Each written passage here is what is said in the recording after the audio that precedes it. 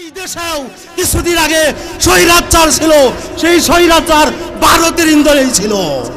এই ভারত আমাদের দেশকে নষ্ট করে দেওয়ার জন্য তারা পরিকল্পিতভাবে চক্রান্ত করছে। আমি বলতে চাই, আমরা মুসলমান, আমাদের ঈমান এত শক্ত, আমাদের দেশকে বাঁচাতে হলে আমাদের ঈমানের সামনে ভারতের শক্তি, ভারতের এই বোমা, ভারতের জনসংখ্যা, এগুলা আমাদের ঈমানের সামনে কোনো দাম নাই। আমরা বলতে চাই, ভারত তুমি 1947 সালে আমাদের সামনে, আমাদের ঈমানের সামনে এই ব্রিটিশরা টিকতে পারে নাই।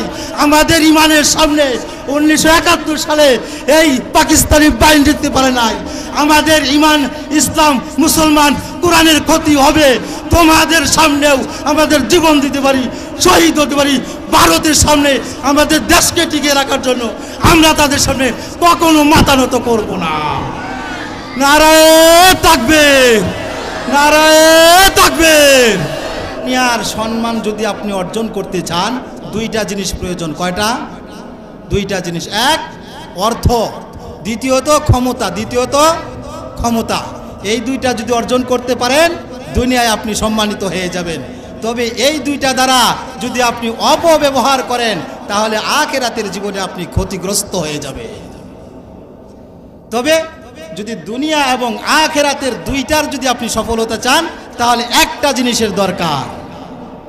তাহলে আমরা দুইটারই সফলতা হতে চাই, তাহলে একটা জিনিস প্রয়োজন। আমরা কি এই জিনিসটা নিব না? একটা জিনিসকে আমরা চাই না? একটা জিনিসের নাম হলো ঈমান। রাসূল করিম সাল্লাল্লাহু আলাইহি ওয়াসাল্লামের দরবারে সব সময় ঈমানদার গরিব মানুষগুলো অবস্থান করত। সবচাইতে গরিব মানুষের মধ্যে হযরতে বিলাল রাদিয়াল্লাহু তাআলা আনহু অবস্থান করতেন। আর এই বিলালকে কাফেররা এবং কাফেরদের যে লিডাররা আছে তারা সহ্য করতে পারত না।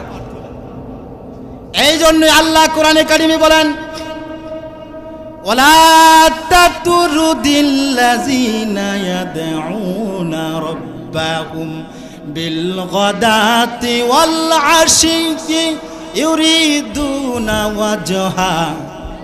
হে নবী, আপনারকে একটা হুকুম করছি আমি আল্লাহ তাআলা, ওয়ালা তাতুরুদিল্লাযিনা ইয়াদউনা রাব্বাহুম বিল গাদাতি ওয়াল আশি।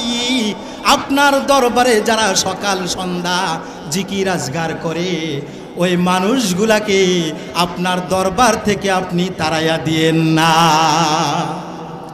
হযরতে বিলাল আল্লাহর নবীর সাহাবী, আল্লাহর নবীর সাথে সব সময় অবস্থান করে।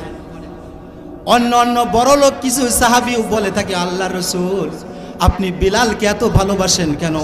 বিলালকে তো দেখতে সুন্দর দেখা যায় না, বিলালের তো অর্থ সম্পদ নাই। আমার আপনার নবী, বিশ্ব নবী সাল্লাল্লাহু আলাইহি ওয়াসাল্লাম এক বাক্যে জবাব দেয়, আমার সাহাবায়ে কেরাম শুনে রাখো, হযরতে বিলাল তাকে দেখতে সুন্দর না দেখা যেতে পারে, হযরতে বিলালের অর্থ সম্পদ না থাকতে পারে, হযরতে বিলালের চেহারা কালো হতে পারে, দাঁতগুলো বড় বড় দেখা যেতে পারে, হযরতে বিলালের ব্যাকগ্রাউন্ড খারাপ হতে পারে, হযরতে বিলালের কাছে এমন একটা জিনিস আছে যে জিনিস দ্বারা সে মাটি থেকে আসমানে উঠে গেছে। সুবহানাল্লাহ, জোরে বলেন। আল্লাহর নবীর সাহাবী সাহাবায়ে কেরামকে বয়ান করে বলতেছে, আমার সাহাবায়ে কেরাম শুনে রাখো, হযরতে বিলাল ঈমান আনার আগে সে বকরি চড়াতো, সে একেবারেই নিম্ন শ্রেণীর মানুষ ছিল। যখন আল্লাহকে বিশ্বাস করে, আল্লাহর রাসূলকে নবী হিসাবে মেনে নিয়ে আমার হাতে, আমি বিশ্ব নবীর হাতে হাত দিয়া কালিমা লা ইলাহা ইল্লাল্লাহ পরে মুসলমান হয়ে গেছে, আমার আল্লাহ তাআলা এই মাটি থেকে সর্বনিম্ন স্তরের মানুষ বিলালকে আল্লাহ জান্নাতি বানিয়ে দিয়েছে। হযরতে বিলাল, সাহাবায়ে কেরাম শুনে রাখো, তিনি আজান দিলে এই আজানের আওয়াজ যখন আল্লাহর আরশে পৌঁছে তখন রাত্র থেকে সকাল হয়। হযরতে বেলাল মদিনার বুকে আজানে এত প্রসিদ্ধ হয়েছে, আজান দিলে বেলালের কাফেররা পর্যন্ত কান লাগাইয়া শুনতো। বেলালকে অন্য অন্য সাহাবায়ে কেরাম এইভাবে জবাব দিয়েছে। হঠাৎ একদিন আল্লাহ রসুলের দরবারে 4 জন সাহাবী বসা। 1 নম্বরে হযরতে বেলাল, 2 নম্বরে হুযাইফাতুল ইয়ামান, 3 নম্বরে খাব্বাব রাদিয়াল্লাহু তাআলা আনহু, 4 নম্বরে আম্মার ইবনে ইয়াসার। 4 জন সাহাবী, গরীব সাহাবী। তাদের অবস্থানকালে প্রথমে বলছিলাম, দুনিয়ায় যদি আপনি ক্ষমতাবান সম্মানিত হতে চান, সফলতা অর্জন করতে চান, কয়টা জিনিসের দরকার? সবাই বলেন। 1 নাম্বার অর্থ, 2 নাম্বার হলো ক্ষমতা। তখনকার ক্ষমতার মসনদে ছিল আবু জাহেল। আবু জাহেলের পক্ষ থেকে 2 জন কাফেরদের লিডার। অর্থ সম্পদের অভাব নাই, ক্ষমতার অভাব নাই।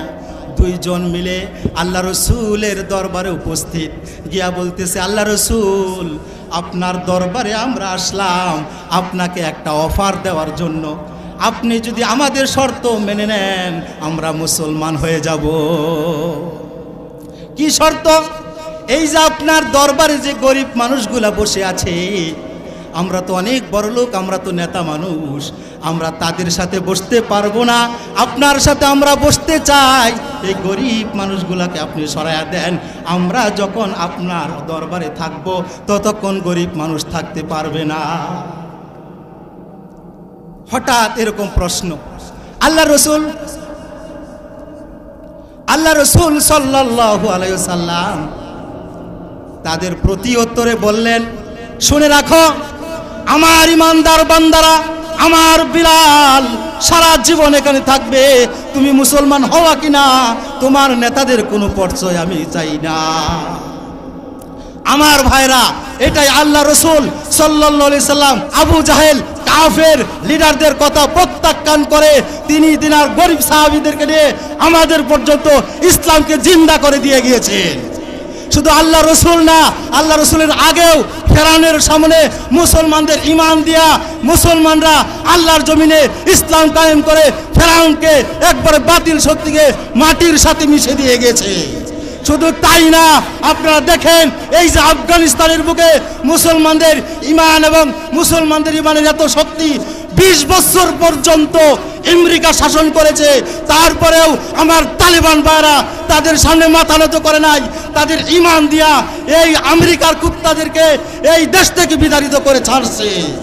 শুধু তাই না, মুসলমানদের ঈমানের এত দাম, কয়েকদিন আগে খবর পেয়েছেন সিরিয়ার বুকে যেখানে ইমাম ঈসা আলাইহিস সালাম আসবেন, সেখানে মুসলমানরা ঈমানের এত শক্তি, ঈমানের শক্তি দিয়া বাতিল শক্তি বাশারকে যে 53 বছর রাজত্ব করেছে তাকেও দূর করতে বাধ্য হয়েছে।